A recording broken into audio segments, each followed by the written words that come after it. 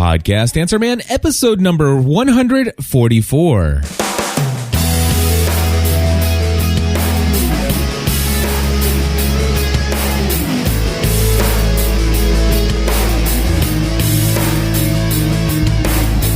Hello, everybody, and welcome back to another episode of the Podcast Answer Man. My name is Cliff Ravenscraft, and today's episode is going to be another chock-full packed episode of your questions and hopefully some answers to those questions. We're going to be taking a call from Dr. Lamar, who wants to know some ideas of mine related to interviewing folks. We're also going to talk about the look of your brand and finding graphic artist folks out there in this world to help you improve the look of your podcast. We're going to also take a call from Dan, who wants to ask some questions about some possible workflows or things you can do when processing podcasts of different quality in Adobe Audition. And then, of course, we're going to take some additional calls from some folks here. We're going to be taking a call from Donald and also a call from Brian, and both of them have some questions about multiple podcasts and WordPress. And then we're going to end the session here. Hopefully, I can fit this all in one episode, but we're going to take a call from Gordon. Remember Gordon? Gordon's the guy who called, 2 episodes back. And he basically shared some stuff where, I'll tell you what, we'll get into it. That's going to be an interesting follow-up, to say the least. But anyway, I want to welcome you back. And for those of you who have an eagle eye for details, you'll recognize that, there wasn't an episode of the Podcast Answer Man last week. And actually, if you look very close, you'll notice there wasn't even any episodes last week, at least not recorded on Thursday. I am just getting over some pretty bad illness. I can't believe it. I was down for about a good 10 days, and nothing serious, just sinus infection, which just caused me to feel really weak and tired and headaches and sinus pressure and all that other stuff. And that slowly turned into a bronchial cough and just all kinds of other stuff. I'm on the mend now. I'm probably about 92% feeling fine. So I'm thinking by the end of this weekend, I will feel 100%, which is a big deal for me. Stephanie and I started podcasting a little over 4 years ago, and everything for us started with the hobby that we had of podcasting about Lost, and that's how it all began. And today that podcast has tens of thousands of subscribers, and we are very blessed to have a community of people built around that show that has some amazing benefits that go along with that kind of community. And that is, Stephanie and I are getting ready to we're getting ready to throw a party for the final season of Lost's premiere episode. So this is season 6 premiere happening on Tuesday evening, February 2nd. And we actually have, so far, 27 people who are traveling to our home to watch Lost with us. And this, you may think, okay, well, that's cool. You got 27 people from your area coming and watching Lost. Well, it's not quite just a couple people from my area. While 5 or 6 of those people are certainly within, 35, 45 minutes driving distance, we actually have, out of the 4 or 5 in this area, or maybe 5 or 6 in this area, the rest of those, or about 20 people, are either traveling literally hours, if not a significantly amount more. We have a friend of ours coming from Belgium for this party. We have a friend of ours who is originally from Germany. She just moved to the States a couple weeks back, and actually could have been a couple months now. But anyway, but the funny thing is she's from Germany, moved to South Carolina, but is currently in Hawaii and flying to us here in the Cincinnati, Northern Kentucky area next week. And we have people coming from California. We have people coming from Virginia, people coming from Texas. I mean, this is the type of community one could build.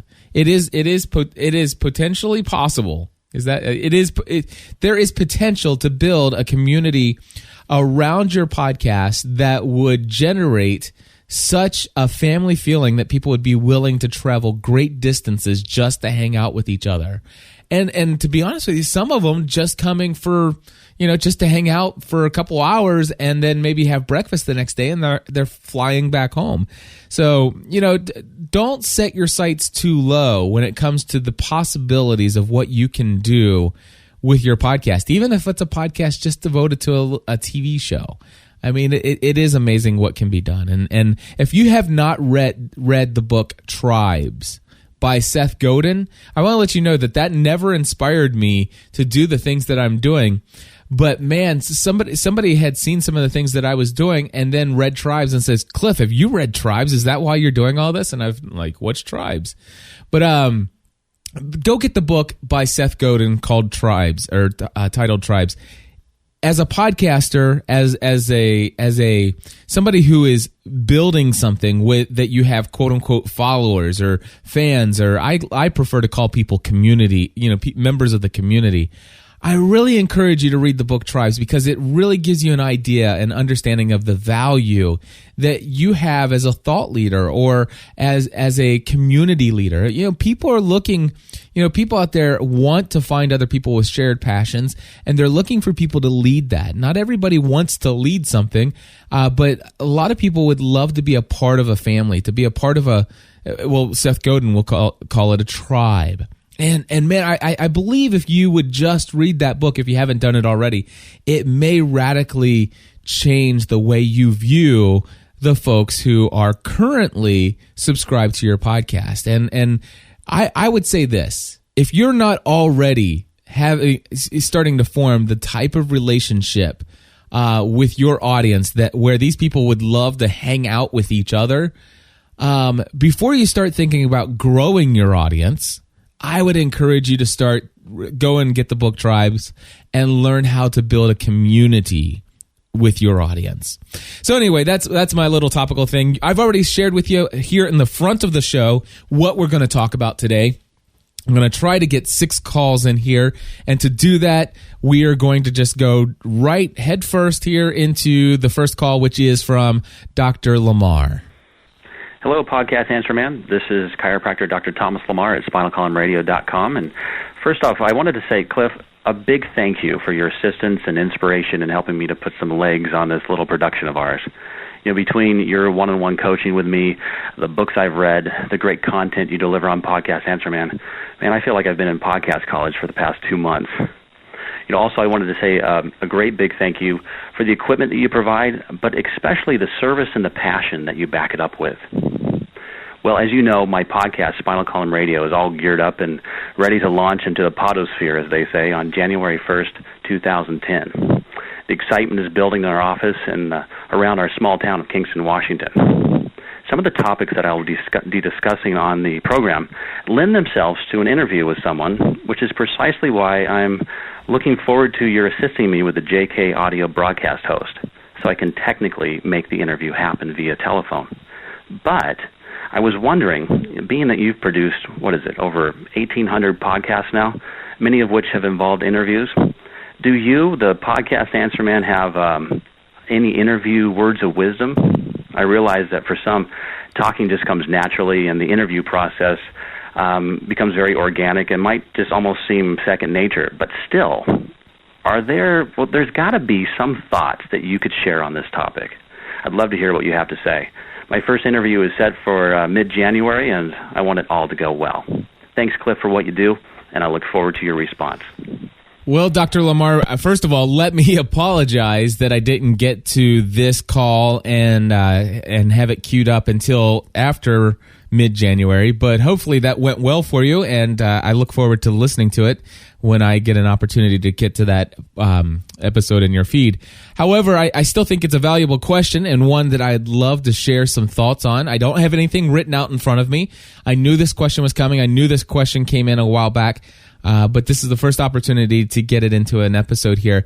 Just some thoughts here on interviews. My gut feeling about interviews is I really only want to do interviews with people who I know or who I know a lot about. This for me is first and foremost, because I like interviews to not necessarily be, I ask a question and then you just go on and on and on and on and on and on and on and on. But I like interviews to be more, instead of interviews, to be conversations with people. So having conversations. Now, I'll be honest with you, not everybody likes that. But when I bring somebody on, it's not just to have them come. I mean, they could have their own episode, I guess. But to have a conversation, to base upon our relationship that we have, what do I know about you that I definitely already know would be of value to my audience?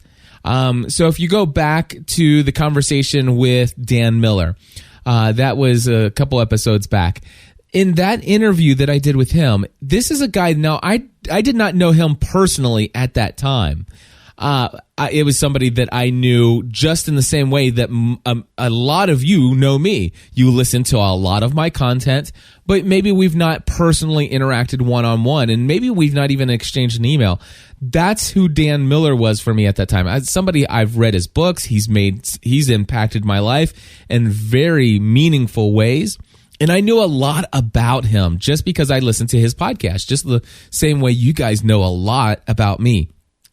And when I had the opportunity to do an interview with him, it was easy for me to do an interview with him. I didn't have to say, so tell me a little bit about yourself. Tell me what you do. I don't understand. I really don't like to do an interview with somebody when I don't know already the answers to all the questions that I want to ask, at least the factual information. I'll be honest with you. I do I do some interviews, or I do a podcast called The Community Voice. It is probably the single most difficult podcast that I produce because not everybody's a conversationalist. I happen to know that there are some personalities out there. You'll ask them a question, and the idea is, so tell me a little bit about yourself. My name's Cliff. I'm 37, and I live in Cincinnati / Northern Kentucky. And then it's like, okay, what's the next thing? So tell me, where'd you go to school? Connor High School. The whole idea as in the interview is to have a conversation, and some people don't take a question and then run with it. Some people just answer the question. And it's really difficult to get some people to really come out of themselves and just have a conversation. Whereas if you were just talking to them on the phone, chances are the conversation would flow a little bit normally, or a little bit more normal. But here's what I find is that if I don't already know the answers, and if I don't know the person well, those interviews are very uncomfortable. But at the same time, I'm going to tell you, when you get in a situation where you do an interview with somebody and it's uncomfortable, first and foremost, don't do the interview live. I personally do not like to do a lot of interviews live if I'm not completely confident that I already know the person and I know how the interview is going to go. I prefer to do the interview not in front of a live audience, but just one-on-one with that person. And here's why. Because and this is no matter who your interviewee is, record it and let it go. And this is the big thing: don't be afraid of silence. That's it. Don't be afraid of silence. It may make them feel uncomfortable, but sometimes I'd like to say, so let me ask you this: what book are you reading right now? And the idea here is I don't know. I don't want to just know what book you're reading right now. I don't want you to just tell me the title and the author. My hope is that you're going to tell me the title and the author, and then tell me a little bit about the book and why you're reading it. Or I guess I get maybe a better question with, hey, tell me about a book that you're reading right now and why you're reading it. And if you get a really short response and they don't continue on, the worst thing I think you can do is immediately just change the subject or jump to the next question. Instead, do this. So tell me, let me here's me the interview. So tell me what's a book that you're reading right now, and why are you reading it? In the interview, you might say, "Well, I'm reading 48 Days to the Work You Love by Dan Miller." And there you go. You just sit there. Don't say a thing. If they stop at the title, just stay there. Stay silent. 15 seconds. It will kill you to wait there in silence for 15 seconds. But I promise you this. And Steve's in the chat room, and he says, very important to not be afraid to say, tell me more, to ask for more information. And you can do that, but sometimes I found that if you just are silent for a couple seconds, it may seem like, it's been 3 minutes, but really if you just be silent for 5 seconds, just count silently to yourself for 5 seconds before saying, so tell me a little bit about the book.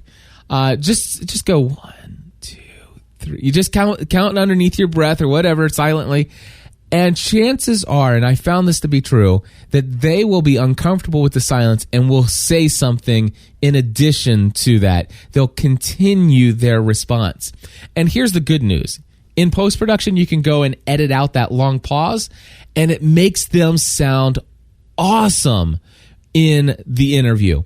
So I've had interviews where I've talked with people, and there have been times when I let the silence go as long as 7 or 8 seconds. And you talk about, man, does it sound awkward? Does it feel awkward? And it wasn't to, and you got to understand, my desire is not to make my interviewee feel awkward, but the thing is, I know that if I don't say anything, they will. And whatever they say, if I don't interrupt them, their mind is churning. They're for every second that there is silence, their mind is churning, thinking, okay, maybe I should say something. And then they start saying, if I say anything to interrupt that process, then I know for a fact it's going to take their mind off of what they were just about to say. And so I prefer to just do the silence. And then all of a sudden, here's an example. Going back to that, 48 Days to the Work You Love, by Dan Miller.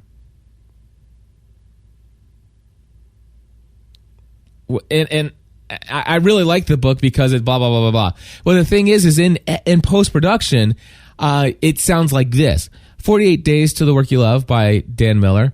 I really got this book because I was referred to it and it's really, it's just like, boom, they're there.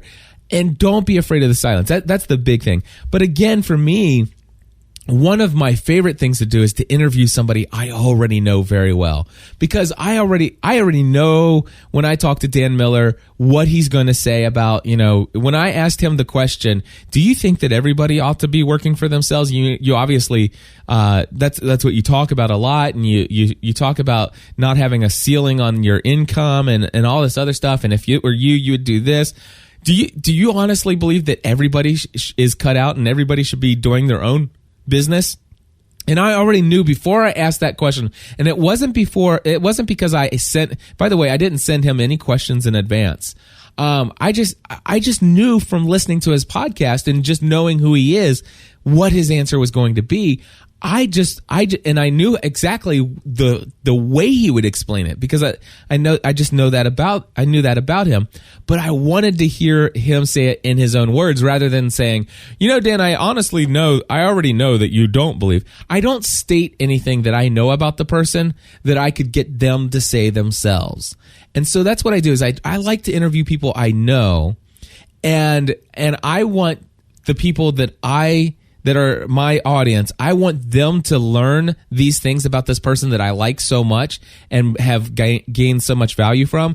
But the things that I've learned about this person, I'd prefer them say it with their own words, because oftentimes it means so much more coming from them. And so that is something that I really enjoy doing, is interviewing people I know. Same thing with Mignon Fogarty, also known as Grammar Girl. When you go back and listen to that interview, it was a conversation. It was two friends or actually it was 3 friends with my wife. The 3 of us sitting down and just having dinner together. That's a conversation that would have taken place had there been or had there not been an Adderall. In fact, it was scheduled to take place regardless. And I asked her ahead of time, do you mind if I bring the Adderall? So, and Steve's in the chat room again. He says, so Cliff, what you're saying, it kind of comes down to preparation and knowing what points you want to hit during the interview. Absolute preparation is key. You know, you have to ask yourself, what do I know about this person? What are the key elements that I want this person to share in my podcast? I just in the same way that today I knew that I was going to take your call, Dr. Lamar, and I'm going to talk about the look of your brand next. And I'm going to talk about some, try to answer the best I can, some processes of to run an audition with different varying original files, and I know I'm going to talk about WordPress, and I know I'm going to touch on Gordon feeling picked on. So I know that this is going to be what's in this episode, and the whole idea of the interview is not to go into it without an understanding exactly what roadmap you plan to take your audience down. So it's kind of like getting in the car with my family. If we're going on a vacation or a road trip, I certainly already want to have the destination in mind. Now, here's the thing. When I go on a trip with my family, is it possible that we might make a stop and take a detour and do something slightly different than what we had originally planned? Is it possible that conversation is going to go down a path that you didn't plan on? Absolutely. And allow it to happen. Allow it to be natural. If it goes way off topic, you can just edit it out later. So, just let the conversation flow, but make sure that you know ahead of time the 4, 5, 6, 7, 8 main points that you really desire to cover so that you can make sure that you kind of steer that conversation in that direction. And here's the other thing is that interviewing isn't for everyone. Some people, they really struggle with it. And I've listened to some podcasts before where you could just tell the person interviewing someone is not comfortable interviewing someone. I want to give you one of the best things I can do is teach you from my failures. That's matter of fact, that's one of the things that has really made podcastanswerman.com such I believe a beneficial podcast to so many people, is because you guys always come here and you hear me share my experiences. And hopefully most of the time they'll be good experiences, but you sometimes hear me share some bad experiences. And I want to tell you, I did an interview a couple weeks back, and it was a total failure, a total flop in my mind. Now, I will tell you that I have my audience who are very straightforward. They don't beat around the bush a lot. But I had my audience tell me, you know what, Cliff, the audio quality was absolutely horrible, but really you're beating yourself up that I got a lot out of it. And I didn't. Matter of fact, I couldn't even begin to tell you half of what the interviewee actually said. So let me explain to you the details of what happened. First and foremost, it was an interview with somebody that I know personally, I know of, but that I have really no inside information on. Matter of fact,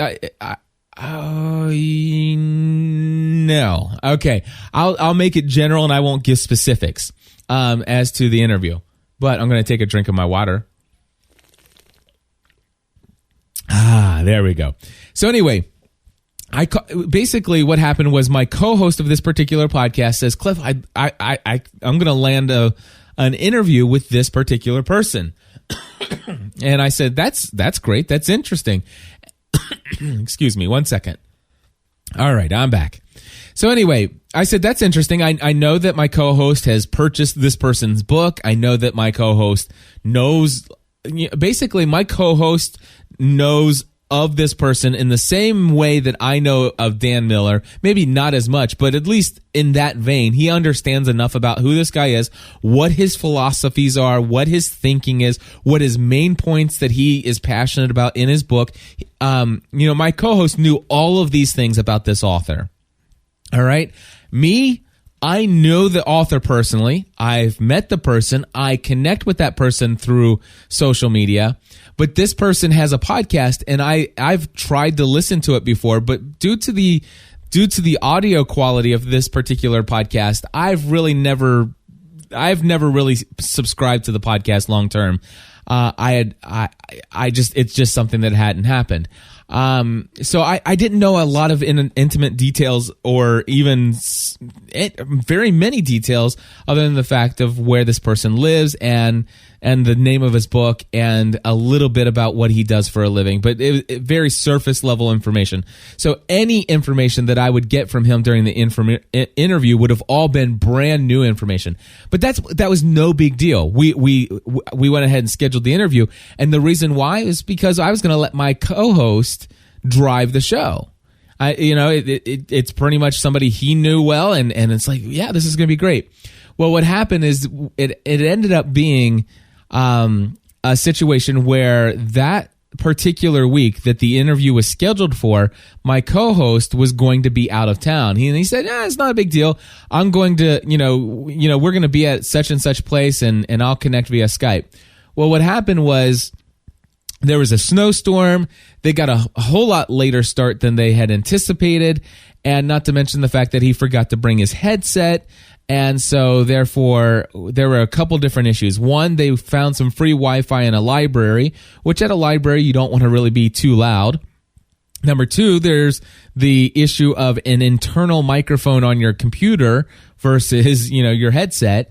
And, let's just say that my co-host's audio quality was absolutely subpar. I mean, and not as a dig about my co-host, but given the circumstances, it could not have been better based upon the circumstances. But anyway, so what happened was during that interview, we got our interviewee on the show, and the situation happened such that during the thing, it's like, Andy, we can't hear you. It's hard to even hear what you're saying. And so what happened was he says, you know what, Cliff, why don't you go ahead and ask the questions? And again, all of a sudden it's like, boom. It's like, I'm already on the spot here because I'm asking questions of things I don't even know the answer to. And not only that, but then we had one other issue. And this particular interview happened in such a way that when we connected with this person via Skype, this is what happened. It sounded like this. I would say, so how's it going today? I'm doing really good, Cliff. How are you? I'm doing great. So it's great to talk to you. Yeah, so this is what I sound like here in my studio. If you don't mind, I'm going to walk around and I'm going to be comfortable here. And you're hearing me through the internal microphone on my computer. And so basically that's how it sounded.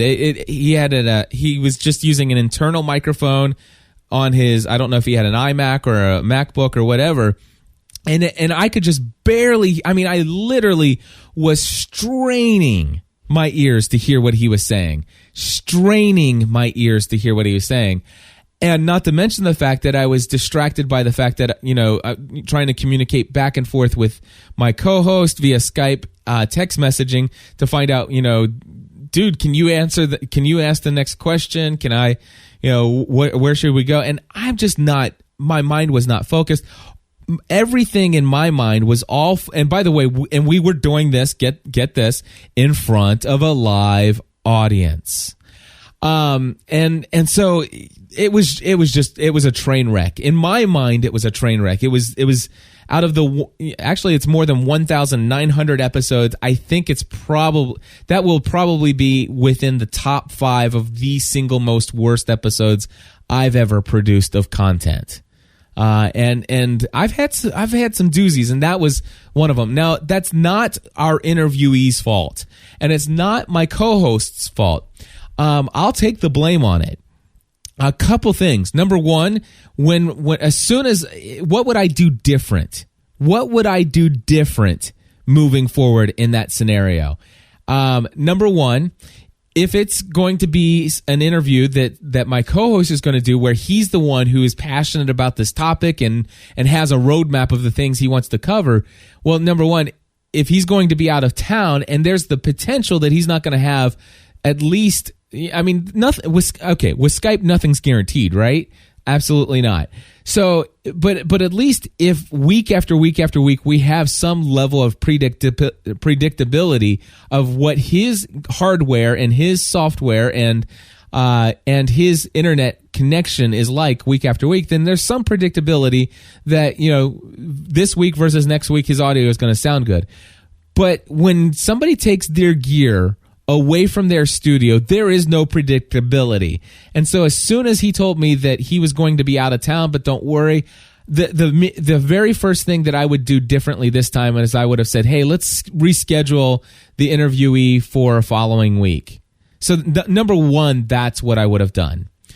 Number two, let's say I didn't do that. What could I have done differently? Provided knowing for a fact that my co-host was inaudible, very much so, in that episode, what could I have done differently so that at least I could have been hearing the responses that were given and focused on it? Number one, I could have dumped the co-host on that call. I could have said to Andy, I'm sorry, man, I'm going to dump you off of the call here so that I can focus one-on-one with the interviewee. All right. And that would have actually taken away that portion of all the different, multitasking things. I already have the live show going on. I already have the fact that I'm concerned about the fact that I don't know a whole lot about where the roadmap is of what this episode's even going, what's the purpose? What are the main things we want to bring out of this? And how is it going to apply to our audience? What I don't even know the idea behind it. At least I could have had the conversation one-on-one with the interviewee, and this is another thing I would have done different. So I would have asked Andy if he wouldn't mind if I just did the interview. So here's the other thing I would have done, and in the future this will happen. In the event that somebody calls in and they sound like this, and it's like, okay, so I'm over here. In the event that they sound like that, I basically will say, hey, you know what? I'm having a really tough time hearing you right now. Is it possible that you have a headset that you could plug in? Or if you wouldn't mind, if you're using an internal speaker, can you kind of lean up towards the internal speaker so that you're closer to it? And if that's a problem, I'll tell you what's your phone number? I've got a telephone here and I can bring you in by phone and I'll just call you. And so those are the things that I can think of that I would have done differently. But I didn't think to do those things. It was the first time I had one where that many different things went wrong. So again, in that interview, what went wrong? Number one, I did not have a personal connection and tie to either the content that should have been brought out of the interview or the person himself. My co-host was in a situation where he was out of studio and had some circumstances beyond his control, and therefore he was inaudible. And number three, the interviewee had been using techniques for his audio, which was very comfortable for him, but did not lend well for audio quality. And I had a very difficult time hearing what he was saying. So it is very difficult. Now, Steve's in here, he says, you can't be concerned about offending the guest in a situation like this. More than likely, they'll be thankful. They want their message to be heard thoroughly and clearly. And Steve, that's exactly right. My problem was, and you know what? I don't know that I was necessarily concerned about offending, except for outside of the fact that my mind was just all over the place.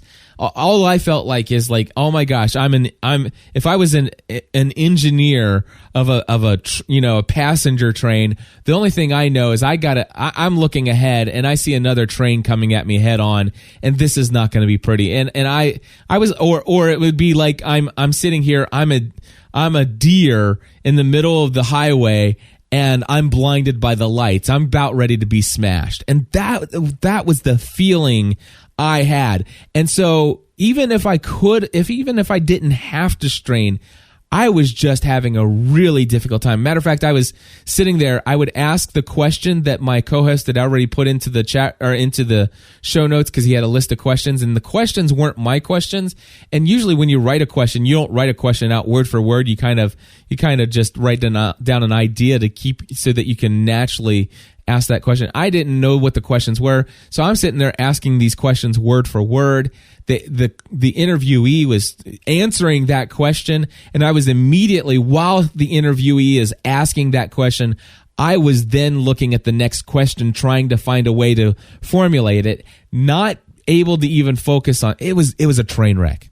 It was a train wreck. So, my friends, learn from my experience. Be prepared. Only do interviews with people that you know where you're going to send the interview. Where you're going to be at the end of this interview. It should be before you hit the record button. You should already have confidence that when you hit the stop button, that you will know ahead of time.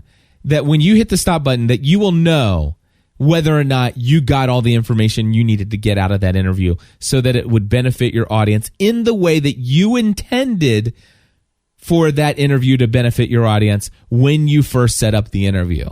So, Dr. Lamar, those are my thoughts. Hopefully that will be helpful. Next, we're going to go to Mike, and this is Mike's question. Hi, Cliff. This is Mike calling from the Words from Nerds podcast, calling for the podcast Answer Man. My question is related to building your brand. I consider myself above average when it comes to the technical side of managing a website, whether that's setting up the server, configuring RSS feeds, or what have you. But I don't feel that I'm that good when it comes to the artistic side of things. I think my site and my logo both could use some sprucing up from a graphic artist or web designer. And so I was wondering if you had any tips for finding a good, reputable designer that beats doing just a Google search. Thanks in advance. Keep up the good work. Bye-bye. Mike, thank you very much for your call. And before I answer your question, Steve in the chat rooms typed in here. He says, I hope you don't mind me adding my, all this 2 cents on the subject. He says I'm passionate about it. Steve, my friend, 2 things here. Number 1, it's why I do a live show. I do want to hear your guys' 2 cents, and I love the interaction.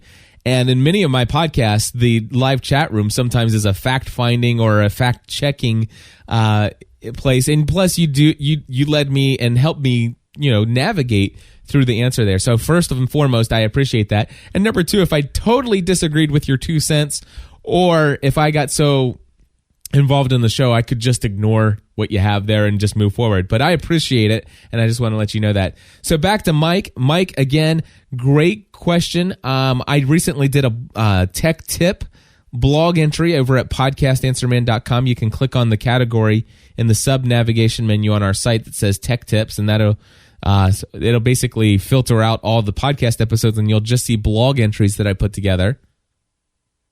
And one of the most recent ones, blog entries that I did, was about the look of your podcast. And I think this is so critical. When people are finding you and they listen to your podcast, their first impression is not your audio quality. I wish it were, because that would be great. No, the first impression of your podcast is, number 1, either your website, or number 2, your listing in a directory. Most popular directory being iTunes. And so your artwork, your 300 by 300 image, I know that they suggest 600 by 600 for Apple TV. I still prefer 300 by 300. But anyway, your little square image for your podcast, that, my friend, is almost always your first. That is the first experience people have, and their feel for who you are. And if it is just halfway done, it's not going to leave the best first impression.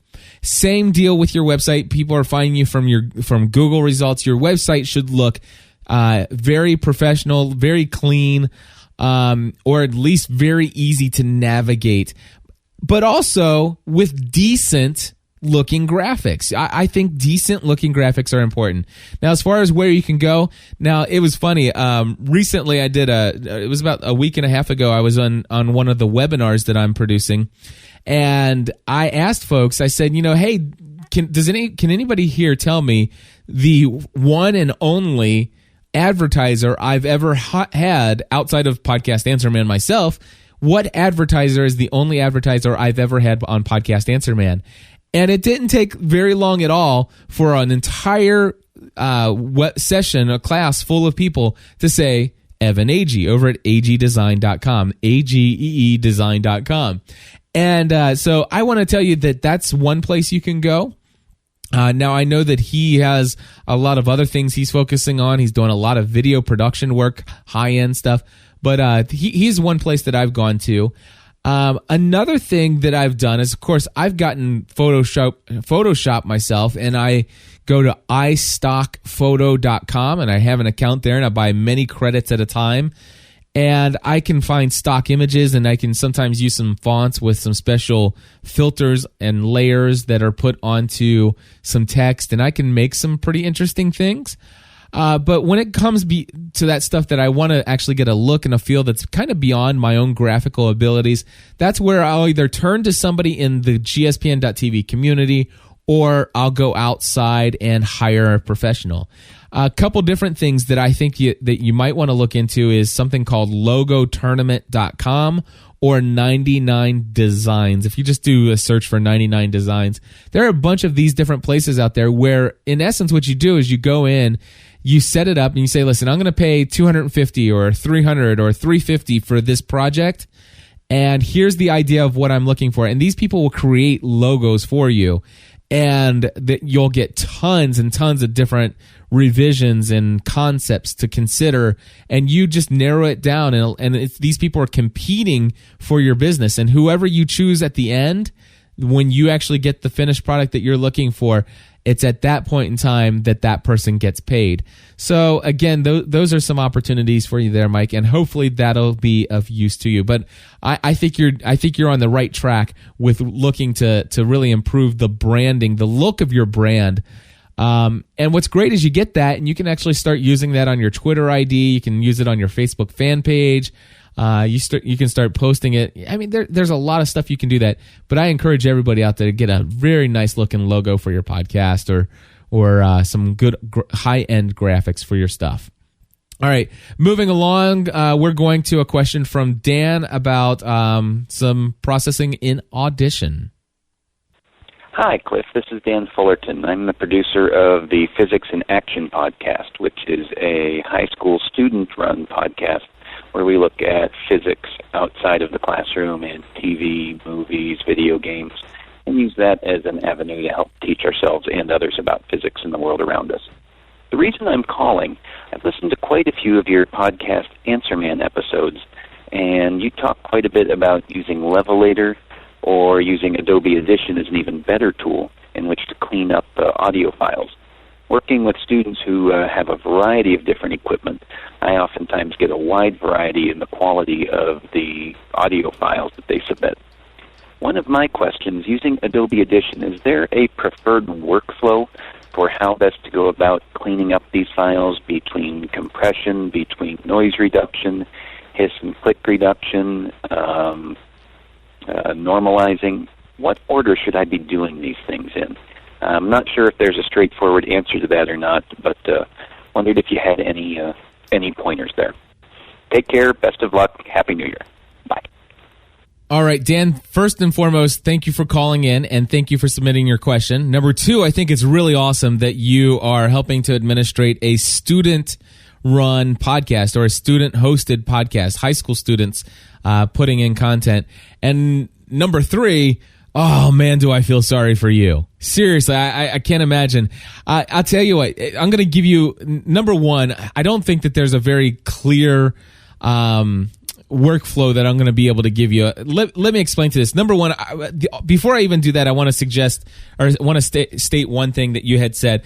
You're right. I've talked about Levelator here, and I certainly talk a lot about the fact that I use Adobe Audition and that I love using it. And for me, it is a better solution than Levelator.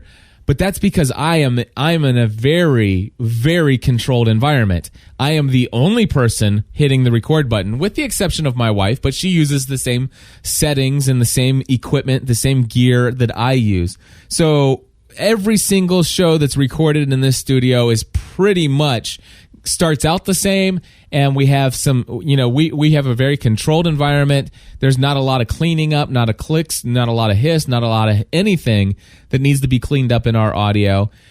So therefore, for us, the tools that are available in Adobe Audition are much better than anything else out there.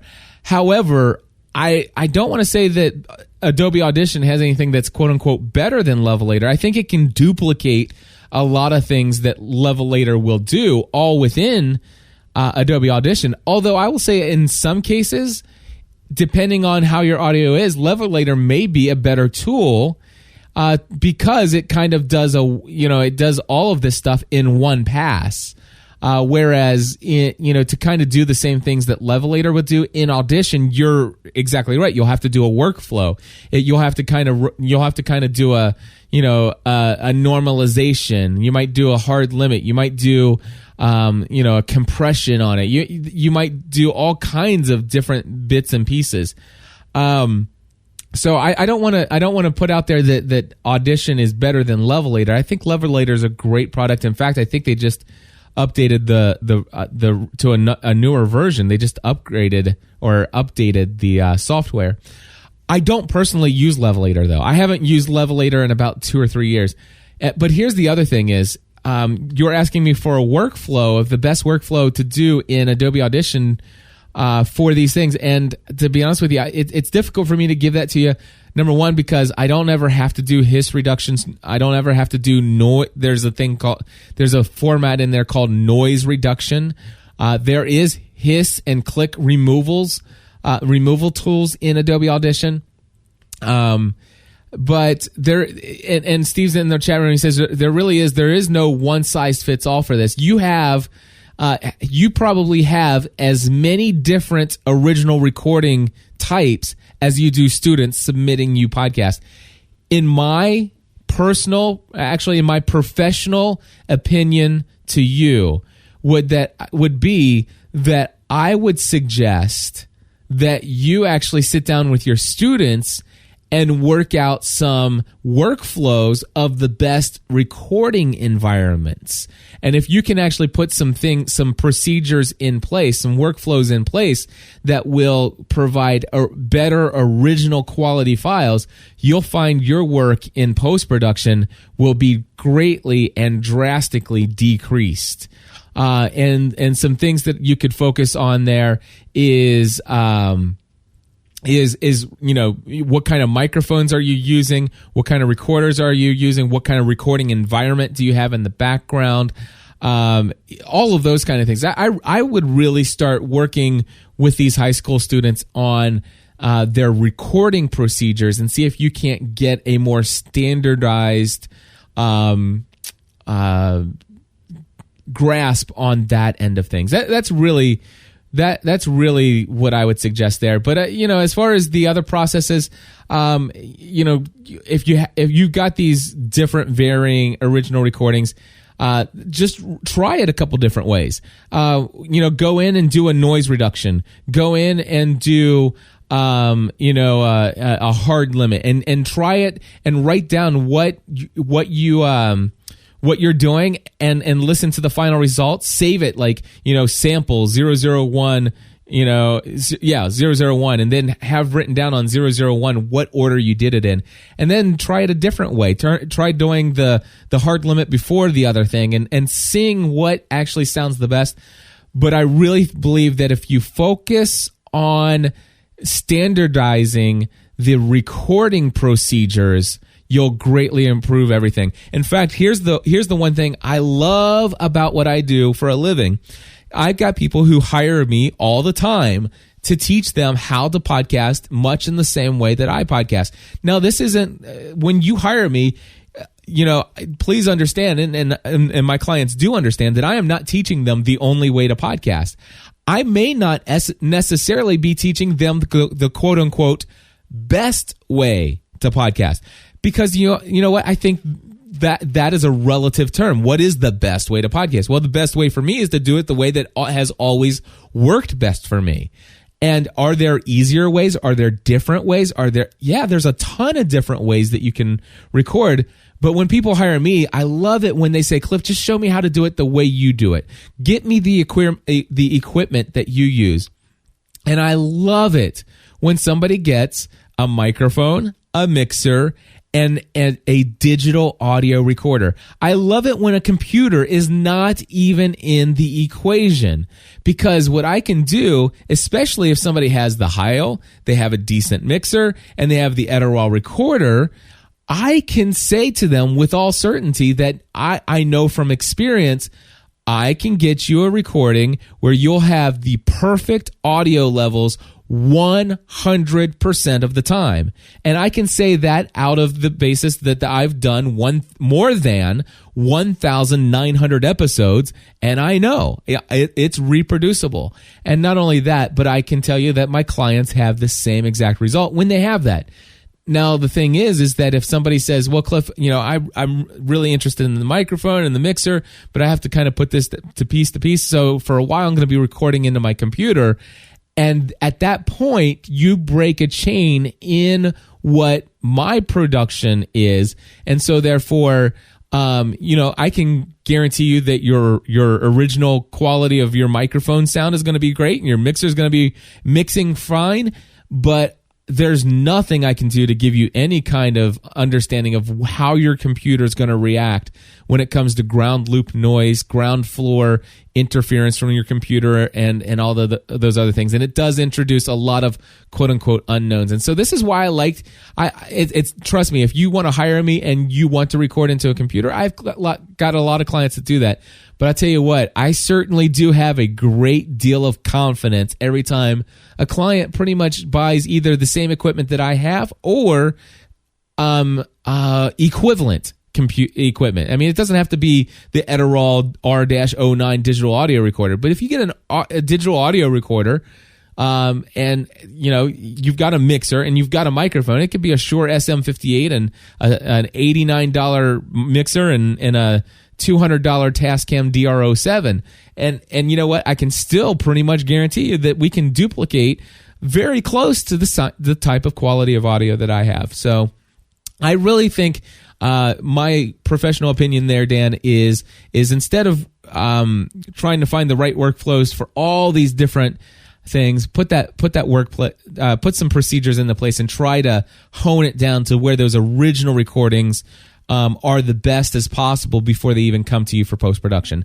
Moving on to Donald, who's calling in next about WordPress. Hey, Cliff. This is Donald from Louisiana. I run the X-Files podcast, and I have a question. Now, I know that you said in your last show that you run all your podcasts from one or two WordPress installations. Now, when do you think is a good time to stop making all the websites? I mean, me personally, I started with a Lost podcast. I did an X-Files podcast. And I recently started a Fringe podcast. So now I have 3 WordPress installations, 3 domain names, and I have 3 installations. And it's becoming kind of a hassle to keep logging in, logging one, logging out of the other one, checking the comments in one, going back and forth, just a lot of hassle.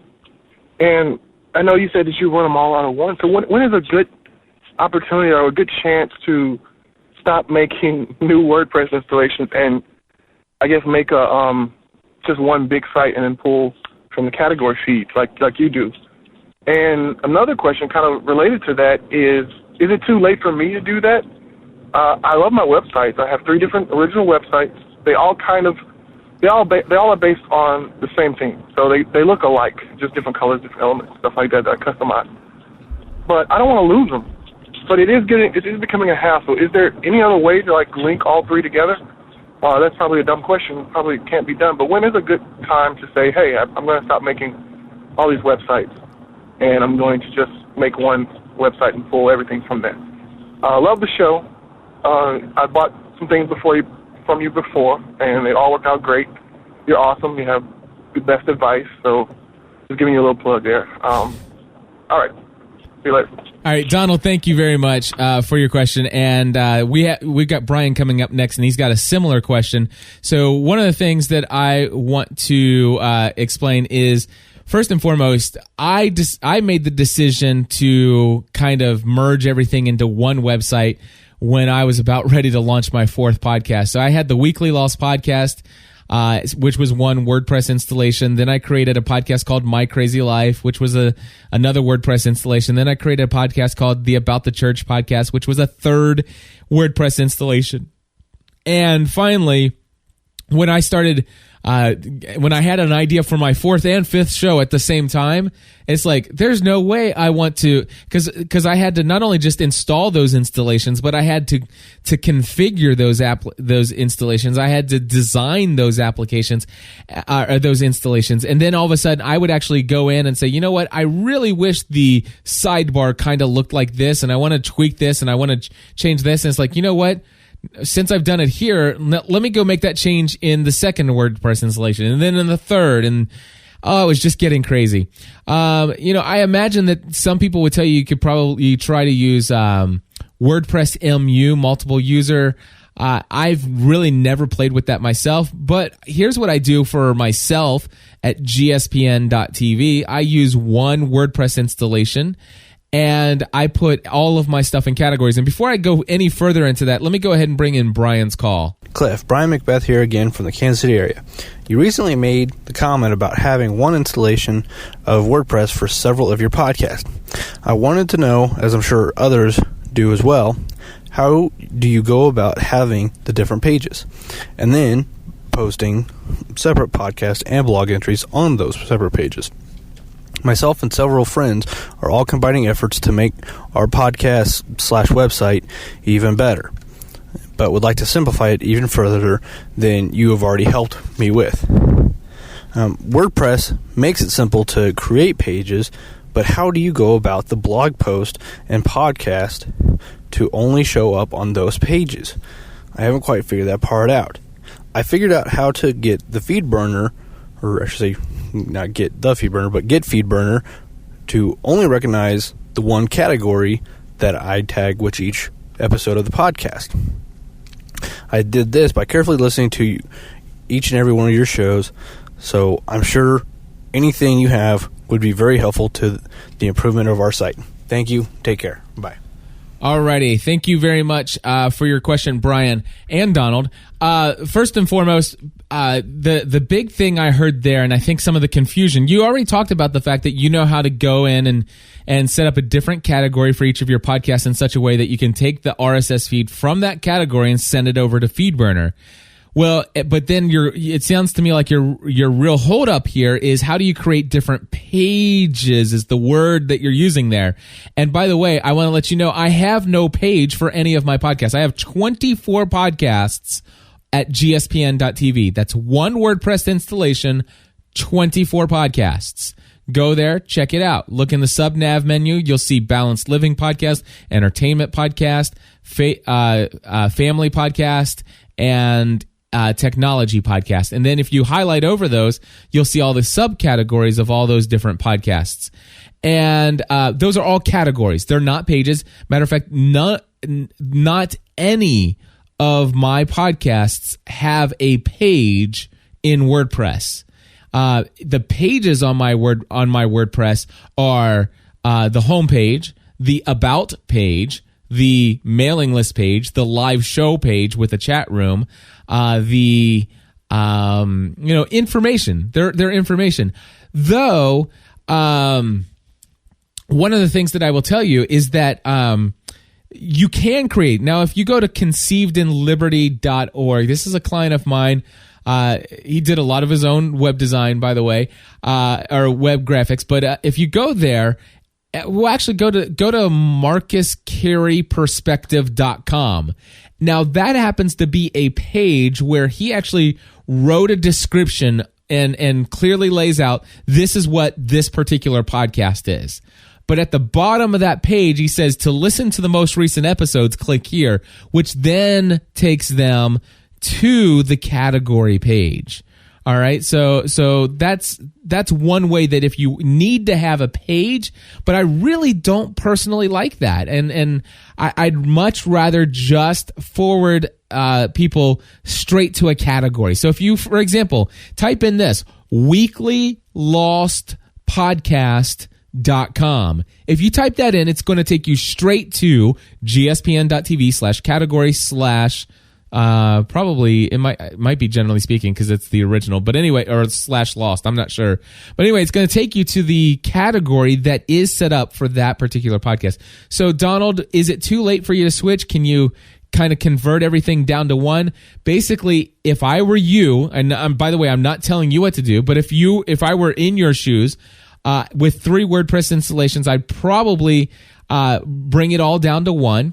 I would, instead of having the WordPress installation branded as one particular show, I would actually call it a such and such network, which is why if you go to gspn.tv, it is the Generally Speaking Production Network.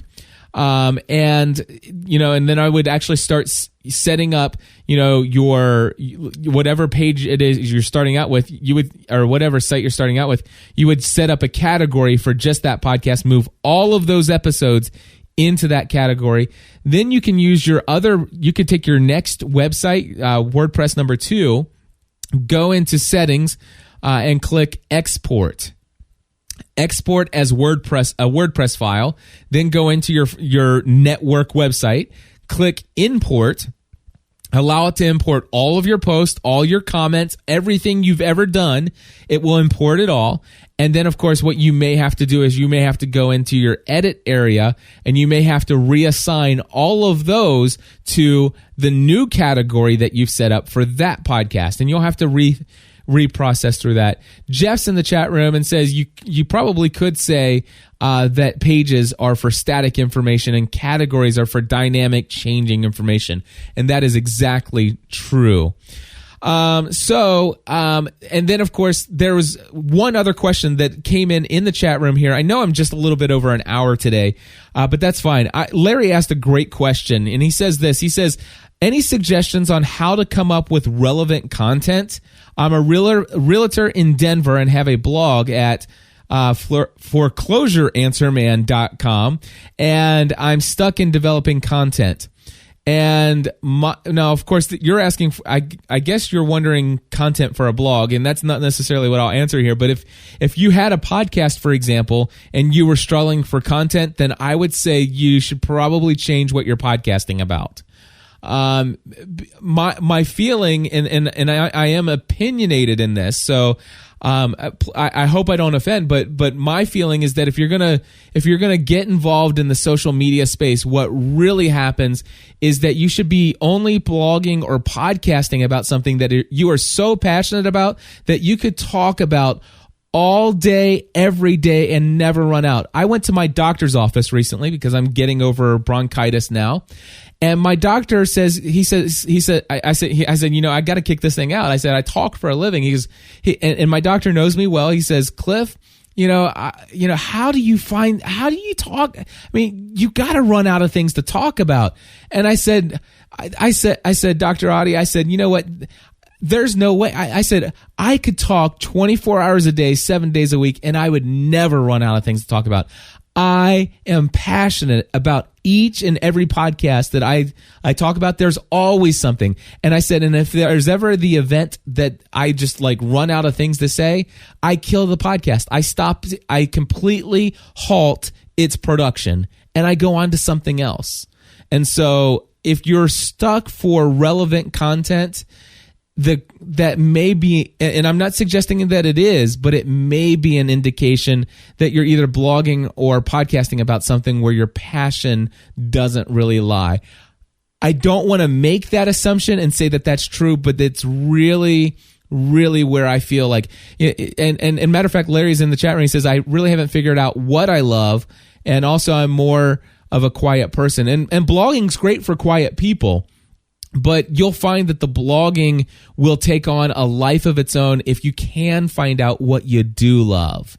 And so basically, start taking stock and taking note of what is it that when I have an opportunity to talk about whatever I want to talk about, what's that one or two different things that I just go on and on and on about that people would just wish I'd shut up.